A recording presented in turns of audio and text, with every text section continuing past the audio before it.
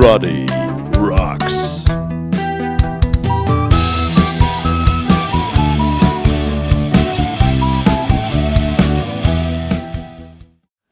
Hello, welcome to a new show of Roddy Rocks at Home, and today I've got a very interesting guest of mine called Zascha with Z, and he will talk about some things, how he came to doing his music, and he's gonna publish his new album. My new album, yeah. Is it the first album? Or? It's my first album. I've worked... world premiere. Yeah. Worked very hard on it. Yeah. Hopefully. Okay. So, how did it start at all? When did you realize that you have to be a songwriter, musician? It's very weird. I don't think I can pinpoint exactly where it started, but I grew up with a lot of music around me, just from friends and parents and everything. Like my dad used to listen to a bunch of James Brown and stuff like that, like the old vinyl, and yeah. But I think it really started when a dude I knew, he had a microphone and he was just making hip hop beats on his laptop, and I was like, well, shit, let me try that, and then I did that, and then I was like, first songs were like completely shit, they were horrible, but then it got better and better, and then I kind of switched to rock, because that's what I felt, that's what like my dad's like old blues stuff influence kind of comes into that, and yeah, because I also grew up on like, you know, like the typical rock stuff like Nirvana or whatever, or like I'm a big fan of 80s and hair, this might be the genre direction which will turn to your new first album now. It's more a bit grungy, bit rocky. Yeah. It's like, I don't know. It's hard to put an actual name on it, because I don't want to be like defined to a genre. You know, I don't want to be like, this dude makes like this. Of course, like it's very easy to put a name on it, but I'd like to stay fluid in it, because in the end, music's just all about like how you feel and stuff like that, not about what words you put on it. And I listened to your YouTube channel, and I think you published some videos and some singles which were in a different style. They were more electronic, but under the same name, which I think is funny. So is there a continuity in it, or will this new album be a complete new Zascha that nobody's seen before? Well, the album is closer to the latest stuff I've released. Like it's very like rock, and it's more, I think, it has a lot of inspirations from like I think Blink-182, Sum 41. You can hear those kind of different sounds I got. There's also songs that are like for example, Nothing to Regret is also on the album, but it's already out. It's very like 80s hair metal, in my opinion. Like very Guns N' Roses, or very Motley Crue type of stuff, you know? How do you start a new song? How does the songwriting take place in your case? How do I start a new song? I guess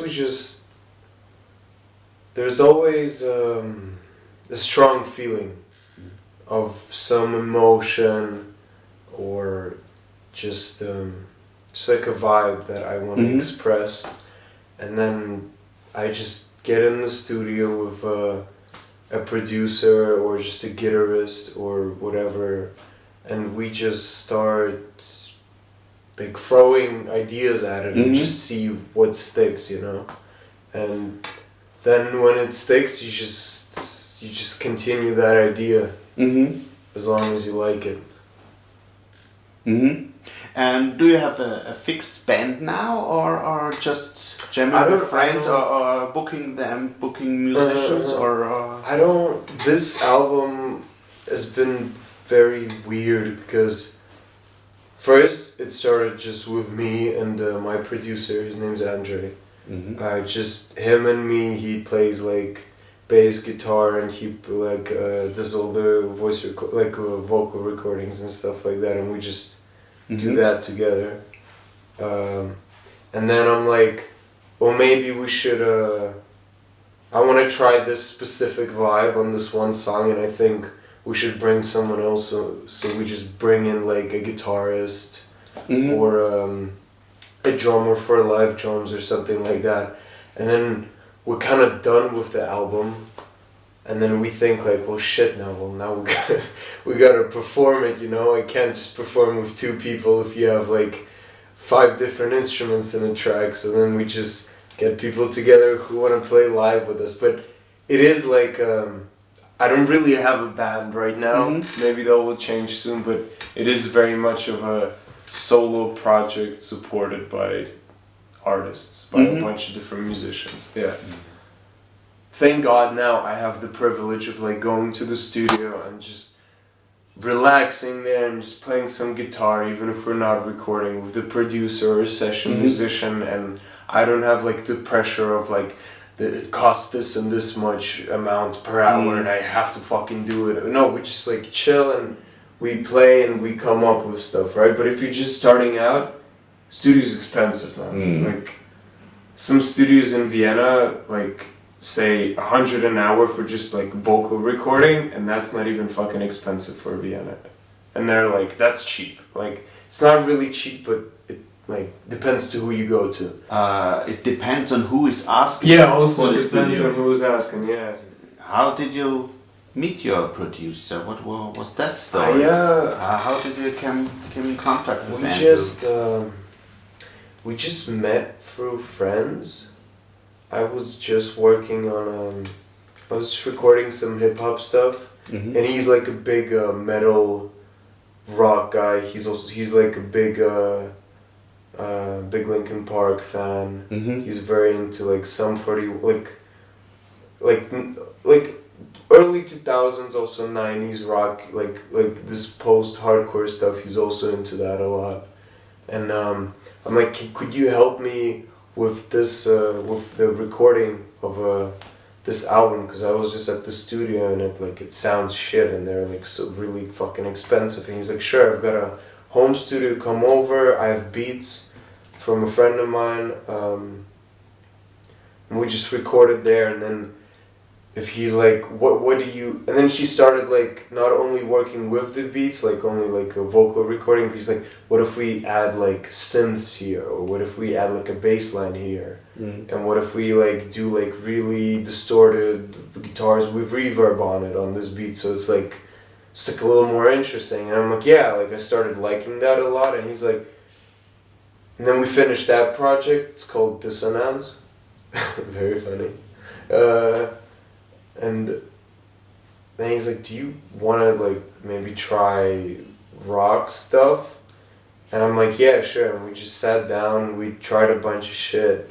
It was a lot of like back and forth. It was like, I didn't like a bunch of shit in the beginning of what he was doing, and he didn't like me not liking the stuff that he was doing. But then we, after like a couple studio sessions, we kind of found like a bridge, like a connecting point, and then with every studio session you just start to feel each other better and differently, and you understand what the other person's probably gonna do and what the other person is probably gonna like, and you know, vice versa. Now we have an album. I can't ignore it any longer. And we never see eye to eye, and I never can do it right.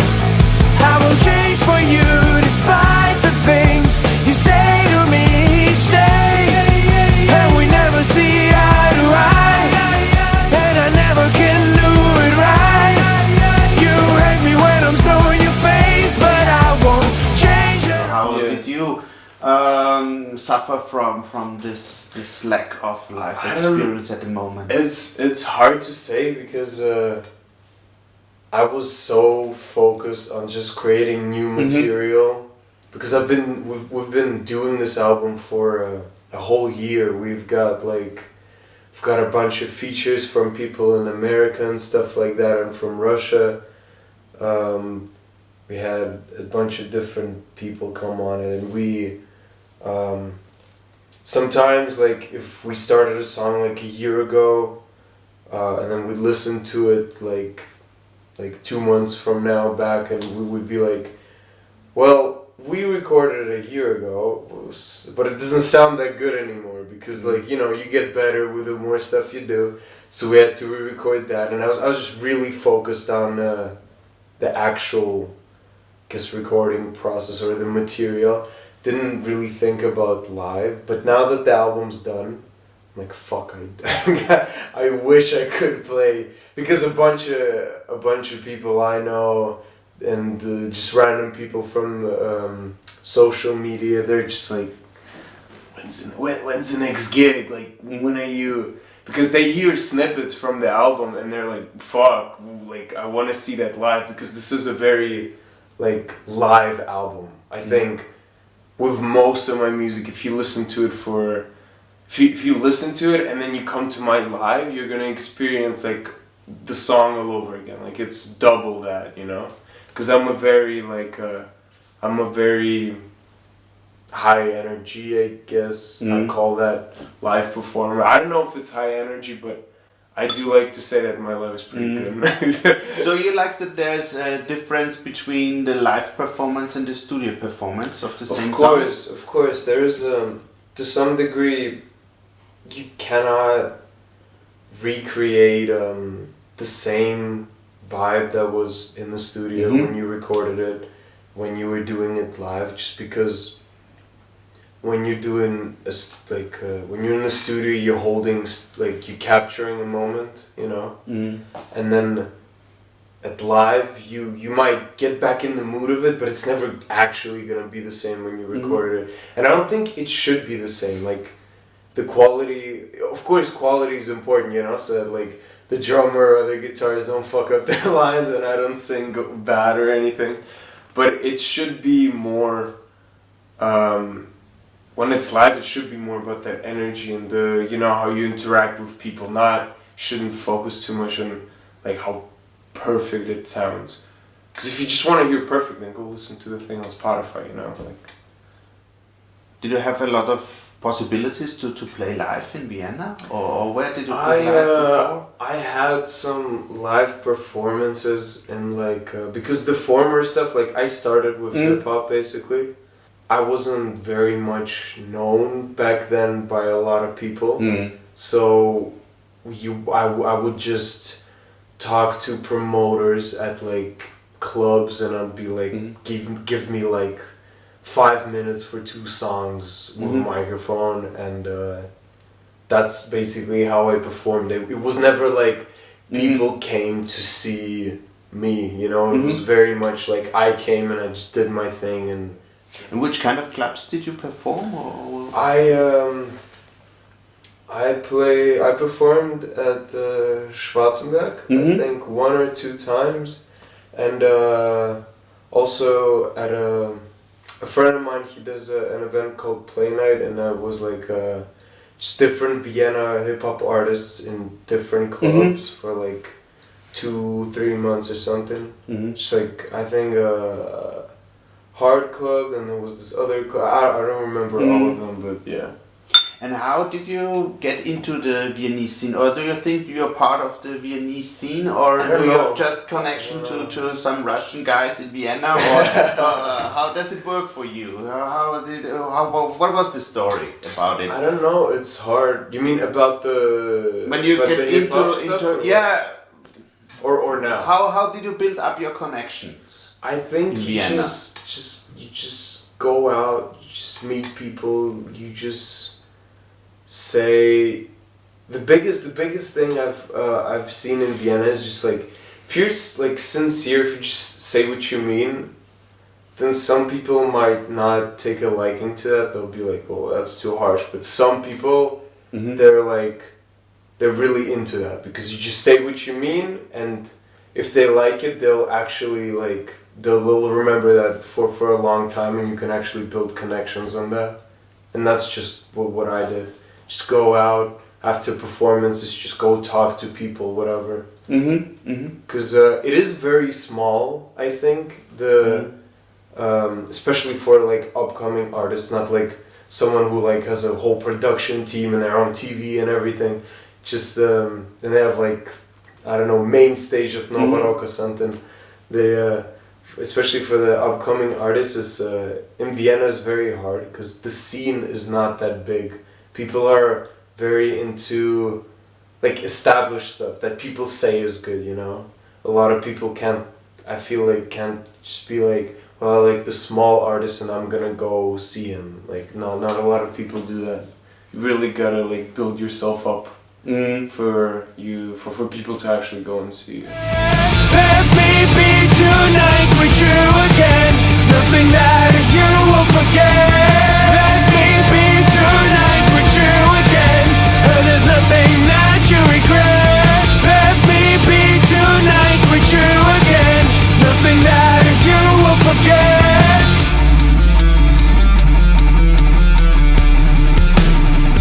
Yeah, but do you think it's harder in Vienna than in other I cities? don't know. It's hard to say because on one side it's like it is a very small scene and people are not very welcoming to new stuff.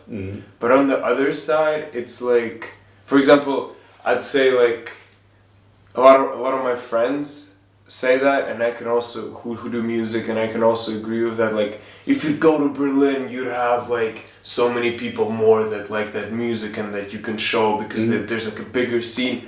But then again, like that what is kind of also the argument against it, because like Berlin, for example, is so big. You have so many like established underground names there, and Vienna doesn't have that, so you could be that big established like name. Because I guess in that sense it's easier because there isn't like a bunch of competition, but it's harder because there isn't a lot of people who are willing to embrace you until you're like at a certain level, you know. How important are social media channels for you on you presenting yourself as an artist? Especially now, you really get to see that it's like really fucking important. Like, I do think it's a little like oversaturated. Like, you really have to stand out. You really either have to do like really, really high production work, or you like really have to come up with something like a crazy new idea, because everything's like so like you have like 5 seconds, and then if it's not interesting you already like swipe away. It's like already in your head. But yeah, social media is super important. Like that's what, for example, I'm actually doing a live performance on the 10th of April, but without an audience. So that'll be all on social media only. And that's just a way also to like show people the songs from the album, because I don't think I have a single video of an actual live performance of the rock songs. Yeah, so I think now, because like you just can't talk to people normally, or like meet people or in groups or whatever. It's just a way. It's just become more important to bring the message across. And who is doing the planning work for the social network platforms? Are you doing it all by yourself, or Right now I wish I had assistants. If anyone's watching and if any managers or assistants watching, I need someone, man, that's getting a lot. Like I can't be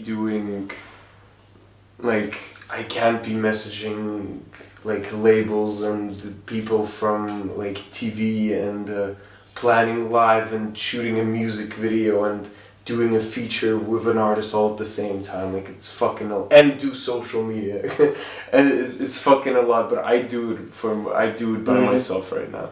Yeah. Yeah, but it's hard. It's hard, especially because with social media, it's like if you post a little, it's like you could have just not posted. You have to stay consistent with it. You have to like really, because if you and then you go for like a break for like a week or so, and then you lose the momentum, and you have to start all over again. It's Which target group do you focus now with your album? Will you try to release it more basically in Vienna and Austria or international and what are I think intentions?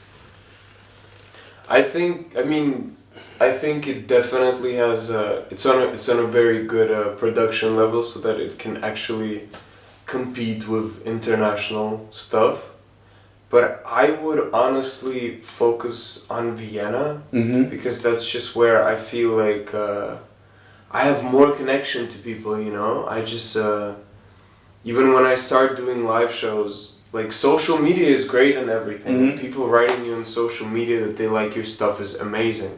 Feels great, but it feels even better if you're like, if you have somewhat of a following somewhere where you can actually feel it, where it's like, you know, personal contact and you can get to feel the energy from the people. I definitely focus more on Vienna because I feel like there's a space to be filled. Under which label will you release the album? Oh, it's independent right now. Yeah. I don't know. I just there's been like I've messaged labels and they have like some smaller labels from here have shown interest, but it's just like they offer you like such weird deals. They're like, we'll take all the rights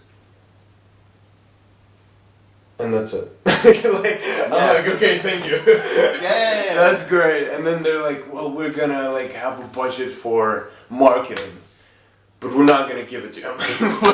Like, it's so weird. They're like, we're gonna use it on you, but you can't tell how much we're gonna spend on it. We're just gonna tell you a number, but you can never check if we actually did that. And I'm like, thank you. Great. Yeah. I can do that by myself too. Yeah. I think so, yeah. What about the video productions? You just released some nice videos and how did you form up your team for this? It's very different because I'm very into the like video. When it comes to music videos, I'm like very invested in it. Like I like to, if I'm not in front of the camera, I like to always be behind and help and stuff like that. So, for example, most of the, all of the videos, except for the video to Nothing to Regret, have been done mostly just by me and this one dude, his name is Moritz Freisel. He did all the videos for me except for Nothing to Regret. That one was a different team. His name is Martino Lee. It's like, it's weird because we always like have some people, like we have like extra cameraman or we have like extra assistants, but then kind of in the end I kind of just end up doing all the work with this one videographer. Like they just, for example, I remember we shot one music video and we had this dude Moritz and this other videographer, and we shot for like 5 hours, and then when we got the footage from this other videographer, he just, like, it was all shit. We just had to delete that and do just Moritz's footage. Like, it's very, yeah. But I do like to put a lot on the visuals. Like, I think visuals are so important in music, except especially now. Like, you don't get to, like, some songs people legit just listen because you have a cool music video to it. Like, I've heard that a lot of times. Like I genuinely think a bunch of people would not think my music is that cool if the visuals weren't this good. Yeah. So I wish you all the best for it, and Thank you. and hope you will increase your reach to your fan base and everything. Yeah, and yeah. and I hope so new too. projects or your old project in a new clothes Yeah. or whatever. And thank you for the interview. Of course, man. Thank you for having me.